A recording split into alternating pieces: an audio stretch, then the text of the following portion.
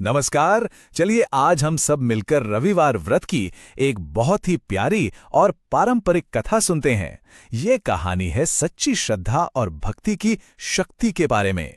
इस पूरी कहानी का जो सबसे बड़ा सवाल है वो यही है कि जब किसी की सच्ची आस्था की परीक्षा होती है तो आखिर होता क्या है। और इस कहानी की शुरुआत होती है एक बहुत ही धर्मपरायण बुढ़िया और उनके हर दिन के एक सरल से नियम से।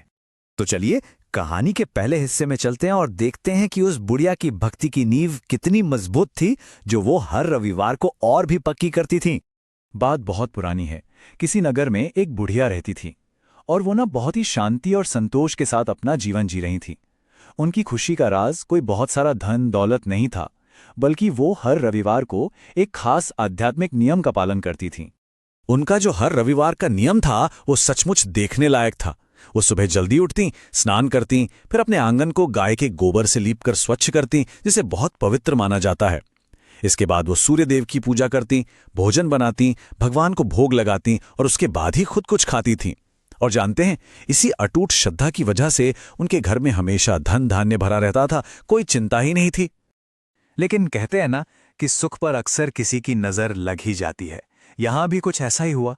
एक छोटी सी ईर्ष्या ने उनकी इस शांति भरी दुनिया में हलचल मचा दी।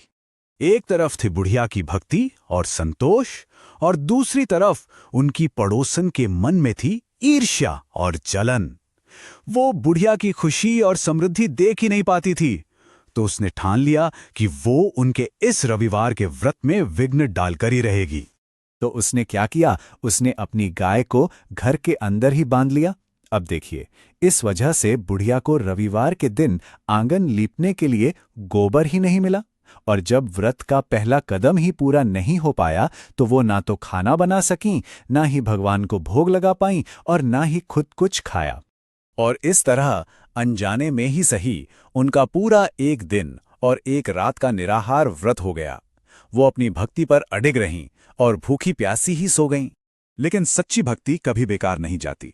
इस मुश्किल घड़ी में भी एक दिव्य शक्ति ने उनकी प्रार्थना सुन ली, और यहीं से कहानी में एक ऐसा मोड़ आता है जो सब कुछ बदल देता है। उसी रात खुद सूर्यदेव ने उनके सपने में आकर दर्शन दिए। उन्होंने जब बुढ़िया की परेशानी की वजह जानी तो बहुत प्रसन्न हुए और बोले, माता, मैं तुम्हारी भक्ति से बहुत खुश हूं। मैं तुम्हें एक ऐसी गाय दे रहा हूं जो तुम्हारी सभी इच्छाएं पूरी करेगी। अगली सुबह जब बुढ़िया की आंख खुली तो क्या देखती हैं कि उनके आंगन में एक बहुत ही सुंदर, एक दिव्य गाय खड़ी हैं। पर ये कोई आम गाय नहीं थी, बिल्कुल नहीं। ये गाय सोने का गोबर करती थी। हालांकि बुढ़िया को इस बात का पहले तो पता ही नहीं चला। और यहीं से लालच का खेल शुरू हो जाता है। सबसे पहले तो पड़ोसन ने सोने का गोबर देख लिया और वो चुपके से उसे चुराकर उसकी जगह साधारण गोबर रख देती थी। फिर एक दिन सूर्यदेव ने इतनी तेज आंधी तूफान चलाया कि बुढ़िया को अपनी गाय को घर के अंदर लाना पड़ा, और अगली ही सुबह बुढ़िया ने खुद अपनी आंखों से सोने के गोबर का वो रहस्य देख लिया, और देखते ही देखते वो बहुत अमीर हो गई। बस फिर क्या था, पड़ोसन से ये देखा नहीं गया और वो ईर्ष्या में जलकर सीधे राजा के पास पहुंच गई ये सारी बात बताने। तो अब कहानी एक ऐसे मोड़ पर आ चुकी थी जहां एक तरफ थी बुढ़िया की सच्ची आस्था और दूसरी तरफ एक लालची राजा की ताकत। देखना यह था कि जीत किसकी होती है। राजा ने जैसे ही सोने का गोबर देने वाली गाय के बारे में सुना, उसके मन में लालच आ गया। उसने तुरंत अपने सिपाहियों को हुक्म दिया कि जाओ और उस गाय को ले आओ। उस बेचारी बुढ़िया के आंसुओं और उसकी मिन्नतों का राजा पर कोई असर नहीं हुआ। लेकिन अगली सुबह राजा को महल में सोना नहीं मिला, बल्कि जब उसकी आंख खुली तो उसने देखा कि पूरा का पूरा महल गोबर और ऐसी बदबू से भर गया है जिसे कोई साफ ही नहीं कर पा रहा था। और कमाल की बात यह थी कि राजा के सैनिक जितनी सफाई करने की कोशिश करते, वो गंदगी उतनी ही और बढ़ती जाती थी। तब जाकर राजा को अपनी गलती का एहसास हुआ कि उस दिव्य गाय को छीनकर उसने बहुत बड़ी भूल कर दी है।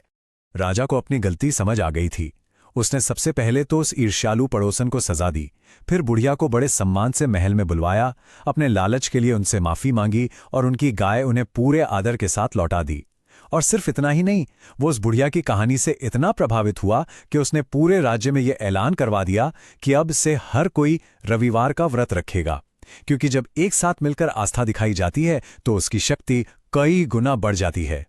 तो देखिए, ये कहानी हमें कितनी गहरी बातें सिखाती है। पहली कि सच्ची भक्ति का फल हमेशा मिलता है, और दूसरी कि ईर्ष्या और लालच का रास्ता हमेशा बर्बादी की तरफ ही जाता है। ये प्राचीन कथा सिर्फ एक कहानी नहीं है, बल्कि ये सोचने पर मजबूर करती है कि हम सब ईमानदारी और भक्ति जैसे इन मूल्यों को अपने जीवन में कैसे उतार सकते हैं। अगर ये कहानी आपके दिल को छू गई हो तो इसके संदेश को आगे बढ़ाने में हमारी मदद करें। इस प्रस्तुति को लाइक करें, शेयर करें और चैनल को सब्सक्राइब करें। और आशीर्वाद पाने के लिए कमेंट में ओम सूर्याय नमः जरूर लिखें।